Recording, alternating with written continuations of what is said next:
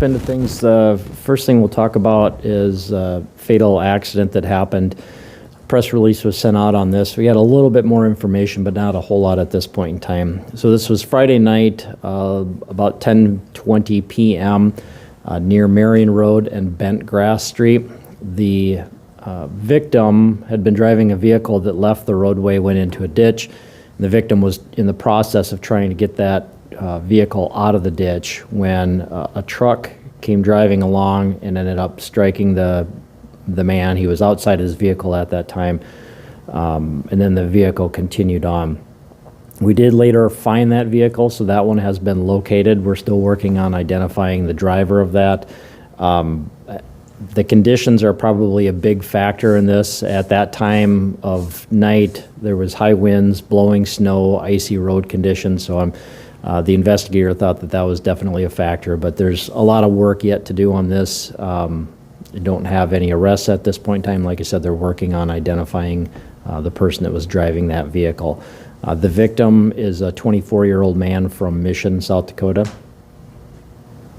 I don't know if I have anything else, but I can answer questions if you have any, or try to answer questions. It was due to road conditions, so more than likely. Well, I don't know if I would say it was just due to road conditions, but that would have been a factor in that. So it's hard to know. I mean, if that's the reason why it happened or if there is some other reason, but that's one of the things investigators will hopefully be able to determine. And you said the vehicle struck the victim and then left? Correct. Okay. Yep, the vehicle, and I think it was a pickup truck. Okay. What vehicle was the victim driving? You know?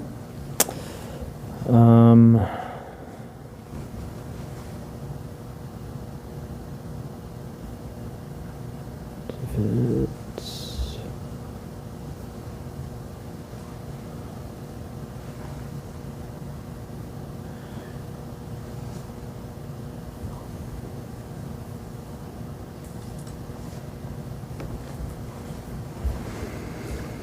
let me do it this way.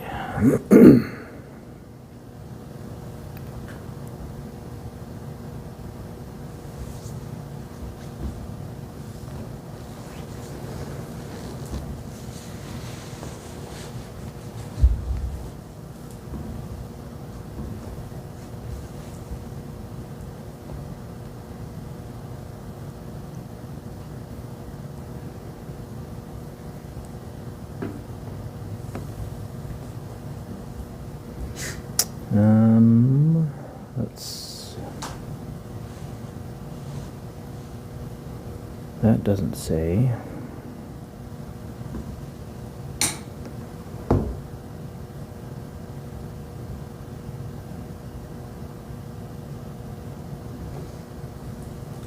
I think it may have been a Jeep Cherokee.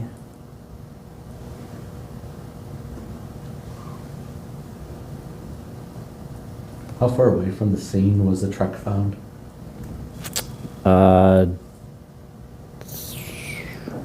I don't know how far away it was. It was found parked, is where the officers found it. I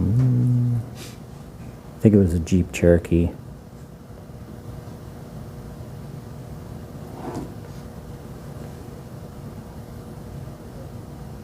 Yeah, Jeep Cherokee. And the other vehicle that hit the man was a pickup truck. Anything else on that one? Okay, I have one other accident that I was going to talk about. This one happened early Sunday morning. It was about 2:30 a.m. on Sunday. This was just a little bit east of the intersection at 9th and Phillips. We had a pedestrian, believed may have been crossing the road, but was struck by a pickup truck. The pickup then left the area. There were some people that, some witnesses didn't see the actual accident happen. The driver of the pickup initially had stopped. That's when the witnesses kind of saw the stuff and kind of pieced things together from there. So their descriptions of the driver and the vehicle were a big part in that, along with some other traffic cameras, surveillance things. We were able to kind of pinpoint that down. The victim received some very serious injuries, was taken to the hospital. The truck, once it left, we're not sure where it went up, but around 1:40 a.m., so almost an hour later, we had an officer that saw that vehicle near 12th Street and Westport Avenue. It was stopped. There was some driving things, made it seem like the driver may have been impaired, but the truck matched the description of the truck that was involved in that hit and run with the pedestrian. Damage matched up, the description of the driver matched up, so everything kind of fell into place at that point in time. The driver was arrested for DWI first, felony hit and run, reckless driving, vehicular battery, and then no insurance. And I can give you his name if you want that. Last name is Bynum, B-Y-N-U-M. First is Dalton, D-A-L-T-O-N. Middle is Lane, L-A-N-E. And he is 23 from Parker. And what time did you say that was? It was Sunday morning at 12:30 a.m.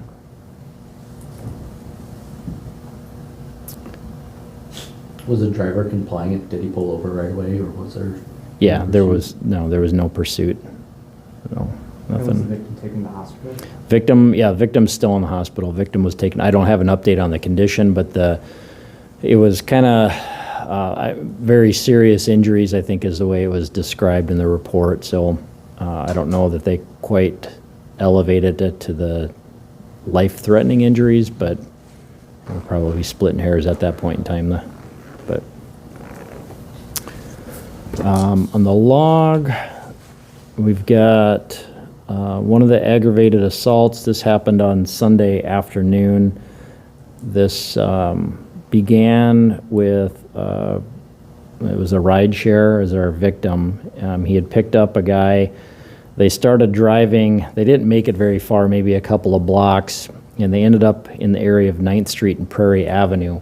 The suspect in this case was in the back seat. He reached forward and began strangling the driver while they were still driving. The driver was able to stop, kind of pulled in and hit a snowbank. The suspect then tried to use the seatbelt to strangle the driver.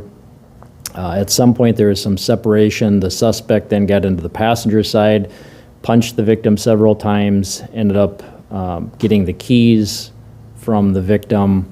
The victim was able to get out of the car. There was a struggle at that point in time, and the suspect started to drive away with the victim's vehicle. The suspect ended up stopping on his own and drove backwards, kind of in the direction of the victim. There was some other people that kind of saw the commotion, and they were the ones that called. Once we were able to figure out everything that happened, the suspect was arrested for robbery, grand theft, kidnapping, aggravated assault, and resisting arrest. The victim went to the hospital to get checked out but did not have any serious injuries. And the victim had no idea why the attack happened. It just seemed to be completely unprovoked. And do you want the suspect's name? Last is Killian, Killen, Killen. First is Gerald, Gerald. Middle is Pokey, Pokee, and he's 19 from Sioux Falls. The victim in this case is 48 from Sioux Falls. What area of town did this happen in? 9th and Prairie is where it took place, and that was Sunday afternoon about 2:30 p.m. So did they know each other? Nope, the victim was driving for, it was a ride share company, so he picked him up and it essentially was just working when this took place. Anything else on that one? We did have, under the aggravated assaults, there's, I guess, a guy that has a gunshot wound. We're still investigating the situation with that. He's in the hospital now, so I don't know.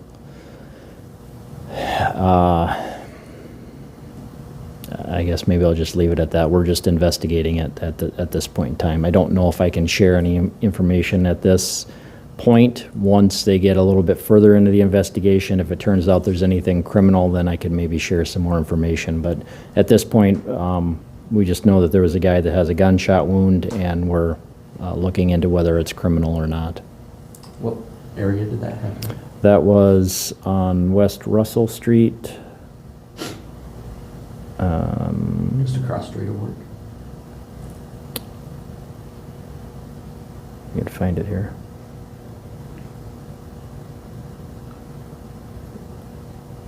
Uh, 3000 block West Russell, which is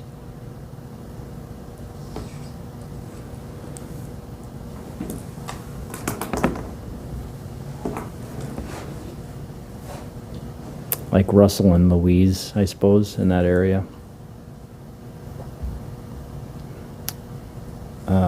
Let's see, the other aggravated assaults, we had quite a few people that were threatened, knives, guns, some domestic cases in there, really nothing else, I guess, of note. The threats, there were no injuries with any of those. The strangulation cases, nothing serious. The burglaries, we had houses and garages that were entered. Nothing high dollar that was taken. Counterfeiting, that was a fake 20 that was passed. Disorderlies, basically reports, a couple involved juveniles, phone calls, a couple other involved adults, but nothing serious. The embezzlement was a car that was loaned out. Family offenses are more protection order violations, no contact violations. The frauds, we had a fake 100 that was passed, ID theft, another report. That's pretty much it for the frauds. The indecent exposure, that was a guy that exposed himself to a woman in a parking lot. He left after that, so we haven't found him. Larcenies, no big quantities on anything, nothing concentrated in one area. Or narcotics, no big quantities on those. The robbery, that was a guy that was punched. So there was like 3 guys that kind of jumped him sometime after he had left the bar. So you think there may have been some type of disagreement between at least he and one other person at a bar. And then this happened in the 300 block of South 3rd Avenue when he was going to his vehicle. His car keys were stolen. No arrests on that one. Still working on identifying suspects. Simple assaults were more simple assaults. Nothing suspicious with either unattended death. Vandalisms I didn't have a chance to get to. And the weapons violation, that was just some shell casings that were found. Didn't have any reports of any damage with anything. Actually, the officers weren't able to find any reports of any gunshots from that area either. So that's it, unless you guys have anything else. Okay, thanks.